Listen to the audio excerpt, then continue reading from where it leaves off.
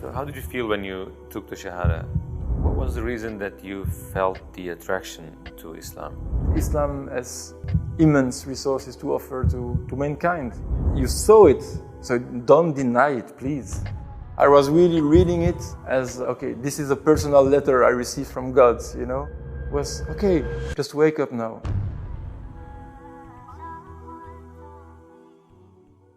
Who is Gregory Van Dam, and can you tell us briefly about yourself?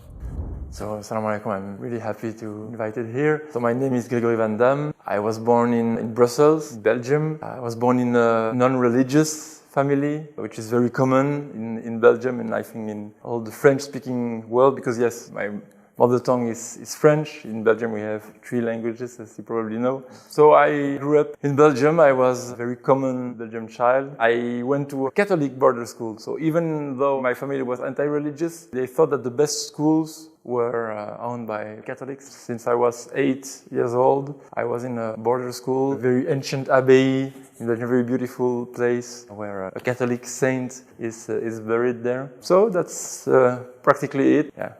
So you were trained in a Christian curriculum? Exactly.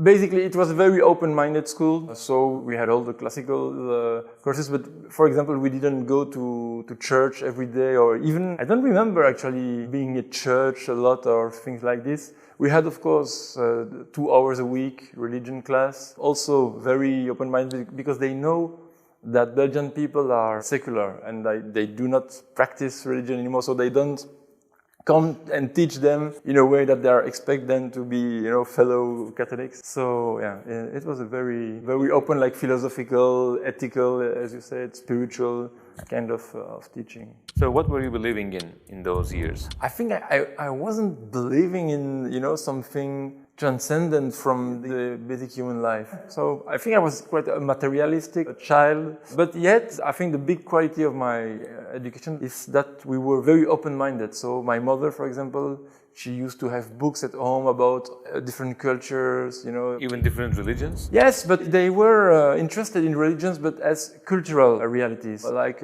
folk realities. Not as matter of thought and matter exactly of spirituality or philosophy, metaphysics, or even as worldview or philosophy of life. It was more like, okay, it's interesting, they do this, it's funny or it's beautiful, but we are not concerned about it. We are as we are, and we don't change at all. What was your perception of Islam before you became Muslim? That's a very good question. There are some interesting things. There is one very fascinating anecdote I remember very well. When I was a very little child, maybe I was 6 years old or 7 years old, something, we were doing shopping in Brussels, a neighborhood where there are a lot of Moroccan and Turkish shops. My family used to go there to buy, you know, olive oil, dates, things there to what else. And I was with my mother and my grandmother. And we passed before that shop with a big picture in a frame of the Kaaba. I really remember it. And I looked at it and I said, "Oh, mother, I want this for my room." Really, I remember. And my mother was, "Okay, no, you cannot have this because it's of their religion, their culture. If you enter and you ask them to buy it, it will be uncomfortable for us. So no, you cannot." I really remember very well that scene. So I had kind of attraction that comes from, I don't know where.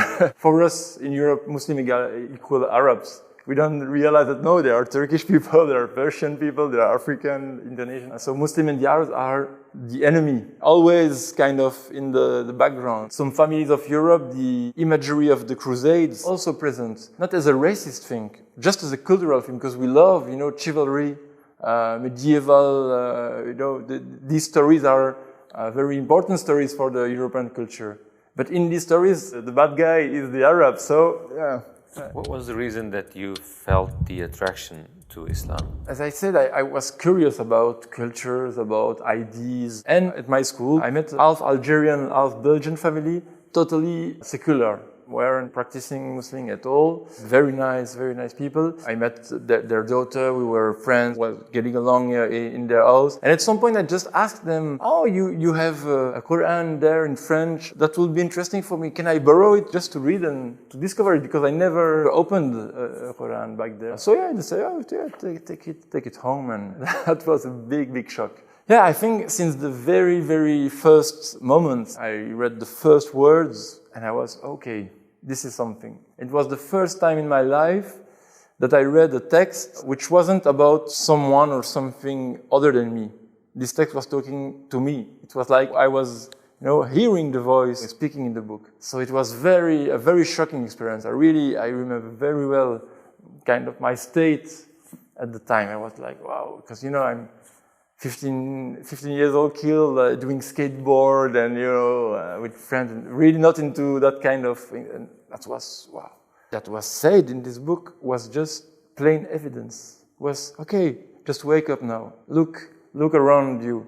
Don't you see? And I was, yes, that's true. That's how I really see the world. And that's how I should see the world. And that's how I should see myself as part of this world. So it was as though it was speaking directly to you. Allah Exactly. was speaking directly to you. Definitely. I was really reading it as, okay, this is a personal letter I received from God, And also, okay, that is God. I never thought about God that way. So that was for me also the big revolution. This is a universal message about truth. About a universal truth, actually. What happened afterwards? I opened myself to this Algerian family city. Like, oh, what's that book? It's incredible. I think I'm going to be Muslim. By just reading Quran? Yes, and without knowing any practicing Muslim ever. Basically, I was really convinced. So I had no Muslims around me. I didn't matter at all. Through the mother of the family, she got me a book about how to pray, the 5 pillars, or basic teachings of Islam. So for 3 years I was pupil in the boarding school and I was practicing Islam all by myself. How did your family or your friends react to this? My friends, they weren't understand the thing. They were skateboard kids, like punk rock young guys, and they were like, what are you doing there? What's that? They were laughing at me, but they were nice people, so they accept, okay, that's his thing now. But I think everybody, my friends, my family, everybody thought it's just a teenage whim. thing. Yeah, whim, exactly.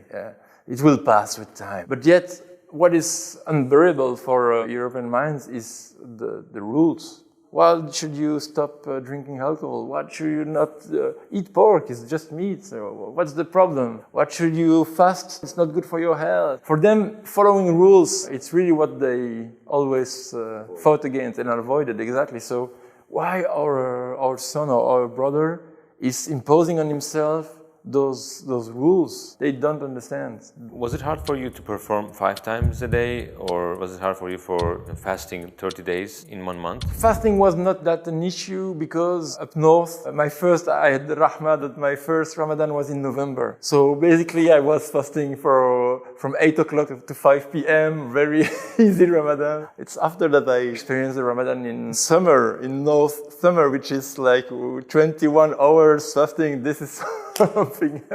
But so at that time, no, Ramadan was not a problem at all, really. But praying regularly, that was an issue, of course. When I was at the boarding school, very, very difficult to find a way to pray. I was finding ways to cover my prayer after school or something, but that was the most important struggle.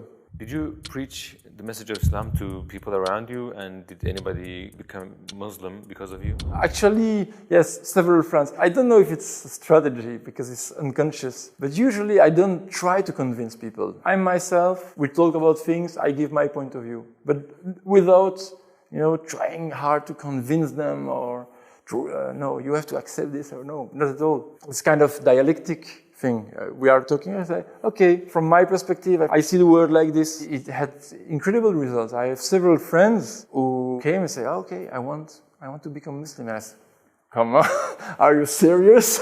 Without trying hard to do it. I think it's the best way to convince people because the European mind is very reluctant about being convinced. They don't trust politicians, they don't trust the medias, they don't trust scholars at university, they don't trust anyone. Also the religious figures they don't trust. Definitely, this is really, for them it's the past. Another interesting, when my sister had her first daughter, I think she was like 4 or 5, she started to ask questions about death, like every children, And what my sister said, these questions you will see with your uncle.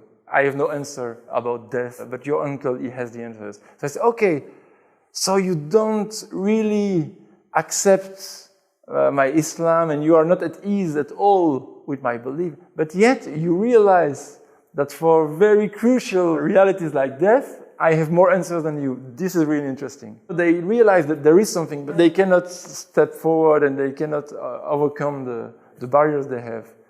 Do you think there is an increasing Islamophobia in Belgium or in the rest of Europe? And what should be done to prevent this? From my point of view, the answer is yes and no. Yes, because it's obvious in the medias, in some politicians. After 9/11, everything changed for the bad, and with the attacks in Europe, it just went crazy. Charlie Hebdo. Yeah, Charlie. And in Belgium, we had attack at the airport, in the subway. So it was very shocking things. So definitely, there is a sentiment of Islamophobia growing. Yet, I clearly saw in Belgium is that after the attacks, a lot of people wanted to know about Islam. That was a very new thing. They wanted, okay, so what is about this religion? I want to understand what's the point. So they start to ask questions. Before they didn't ask questions, kind of hidden Islamophobia. And today it's a very conscious, very present Islamophobia. But for some people, it's the occasion to get to know Islam. What was your purpose before Islam and what is it after Islam in life? I always have been a kind of idealistic person. I think my purpose was, okay, I'm going to change the world. Probably today I want to change the world, but I think I see it completely differently. I think that I first need to change myself, and it's very important. You don't change because you want to change. You have to know exactly what change you want for the world.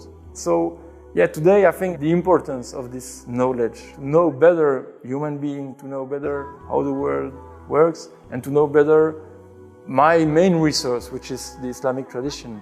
Thank you so much for accepting our invitation, and I pray the best for you in your studies and in your way of life in Islam. Thank you. Hello brothers and sisters, and thank you for watching the video. If you want to take a look at more of our videos like this, you can check the playlists we created specifically for you on the right, or you can check out our latest videos on the left. Don't forget to like this video and subscribe to our channel so that we can reach and benefit more people. See you.